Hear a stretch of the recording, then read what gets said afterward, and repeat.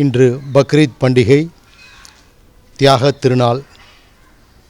அனைத்து உலக மக்களுக்கும் இந்த ஹஜ் பெருநாள் வாழ்த்துக்களை இந்திய ஹஜ் அசோசியேஷன் சார்பில் தெரிவித்துக் கொள்கிறோம். முத்தமிழறிஞர் டாக்டர் கலைஞர் செல்வ புதல்வன் மாண்புமிகு தமிழக முதல்வர் ஸ்டாலின் அவர்களின் அருளால் இந்த வருடம் வரலாற்றிலேயே முதன்முறையாக 5920 ஹாஜிக்களை தமிழகத்திலிருந்து ஹஜ் புனித பயணத்துக்கு அனுப்பியுள்ளோம்.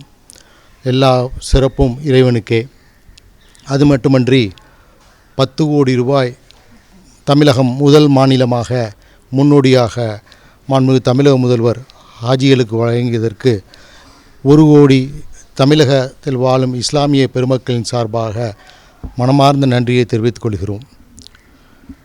நேற்றும் முன்தினமும் கடந்த 3 நாட்களாக இந்திய ஹாஜிகள் சுமார் 1,75,000 பயணிகள் எண்ணில்லா சிரமங்களை மக்கா புனித நகரிலும் மீனாவிலும் அரஃபாத்திலும் அடைந்து கொண்டிருக்கிறார்கள். இதற்கு முக்கிய காரணம் எலெக்ஷன் கோட் ஆஃப் கான்டாக்ட் இருந்ததனால் மத்திய அரசாங்கம் அடுத்த சமயத்தில் சரிவர ஏற்பாடுகளை செய்ய முடியாததற்கு ஒரு காரணம். ரெண்டாவது ஒரு காரணம் நம்மளது consul general of India at Jeddah துரித நடவடிக்கை எடுக்காதது. மூன்றாவது ஒரு காரணம், முக்கியமான காரணம், சுமார் கேரள தமிழக வாலிபர்கள் வாலண்டியர்கள் ஒவ்வொரு ஆண்டும் சுமார் 700-800 பேர்களுக்கு வாலண்டியர் பாஸ் இந்த புனித ஹாஜிகளுக்கு உதவ கொடுப்பார்கள் சவுதி அரசாங்கம். என்னவென்று தெரியவில்லை, இந்த ஆண்டு அதை நிறுத்திவிட்டார்கள். அதனால் ஹாஜிகளுக்கு வழிகாட்டக்கூடிய ஒரு நோக்கம், ஒரு ஆள் நம்ம பிள்ளைங்க யாரும் பக்கத்தில் இல்லாததுனால ஹாஜிகள் எல்லாமே முதல் தர சவுதியில் பிரயாணம் செய்யக்கூடியவர்கள். அதனால் ரொம்ப கஷ்டப்பட்டு விட்டார்கள்.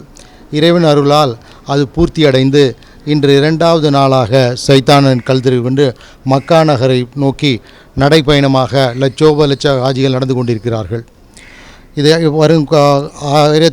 வரும் ஹஜ் 2025 இந்த குறைகளெல்லாம் சரி செய்து நமக்கென்று தனியாக அங்கே ஒரு வாலண்டியர்கள் அசோசியேஷன் அங்கே வைத்து இந்த ஹஜ் 2025 மேற்கொள்வோம் என்பது ஒரு முடிவு எடுத்திருக்கின்றோம்.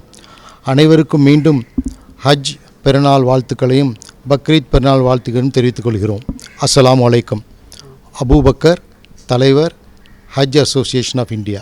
இந்த நீண்ட நாள் கோரிக்கையான தமிழகத்திற்கு என்று ஒரு ஹஜ் ஹவுஸ், ஹஜ் இல்லம் வேண்டுமென்று கிட்டத்தட்ட 3 முதலமைச்சர் உள்ள காலத்திலிருந்து கேட்டுக்கொண்டிருக்கின்றோம். அது ஏனோ தெரியவில்லை, ஒரு சின்ன விஷயம், இது நடைமுறைக்கு வரமாட்டேங்கிறது. இப்பொழுது உள்ள மாண்புமிகு தமிழக முதல்வர் அவர்களிடம் கோரிக்கை வைத்துள்ளோம். அவர்கள் ஆவணம் செய்வதாக சொல்லியிருக்கின்றார்கள். ஹஜ் ஹவுஸ் கட்டுவதற்கு இடம் பிரச்சனை இல்லை. மத்திய அரசாங்கத்திலும் விமான நிலையம் அருகில் நிறைய இடங்கள் இருக்கிறது. வக்ஃப் போர்டு இடங்கள், சென்ட்ரல் வக்ஃப் போர்டு இடங்கள் இருக்கிறது. மாநில அரசாங்கத்திற்கும் இடங்கள் நிறையா இருக்கிறது. இது தவிர ஹஜ் ஹவுஸ் கட்டுவதற்கு எந்த பணச்செலவும் இல்லை. மத்திய ஹஜ் கமிட்டி எல்லா பணமும் கொடுத்துவிடும். இது துரித நடவடிக்கை தமிழக அரசு எடுத்து வரும் ஹஜ் 2025க்குள் ஒரு தமிழக அரசுக்கு என்று சொந்தமாக ஒரு ஹஜ் ஹவுஸ் இல்லம் கட்ட வேண்டும் என்று தலையாய ஒரு கோரிக்கையாக வைக்கிறோம். இது நீண்ட நாள் கோரிக்கையாக உள்ளது. இது